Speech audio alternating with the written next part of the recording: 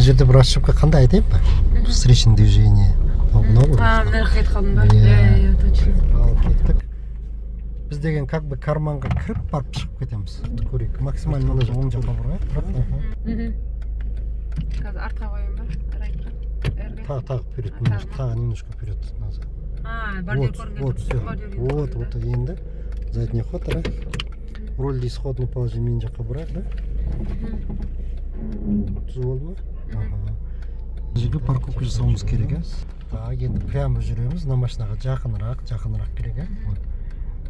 Вот айна как мына алдына жетті ғой, вот айна. Енді сразу рульді ар жаққа бұрамыз. Мына сразу. Ана айнадан көрінгенше. Көрінді ма? Бордюр ма? Ана машина. Көрінді ма? Иә, көрінді. Все, теперь енді задний ход.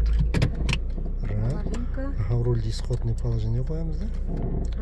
Бір жарым оборот. И арт жаққа жүреміз. Мына жақты қарап отырамыз. И ориентир жасаймыз. Ручкамен или болмаса мына бір стойкамыз мынаның кузовына дейін жеткен. Слишком көп өтіп кеттік, поэтому арт жаққа бай болайық, арт жақта машинаны. Не, можно так назад. Нет.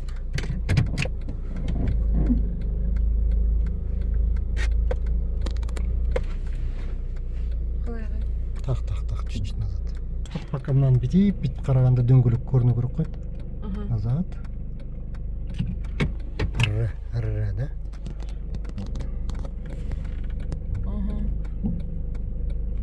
Вот, көрінді ма дөңгелек? Көрінді. Тағы қоямыз. Рульді до конца бұрамыз ар жаққа. И мына айна өтіп кеткеннен кейін бар, рульді бұрсақ болады. Вот. Это дұрыс, жақсы.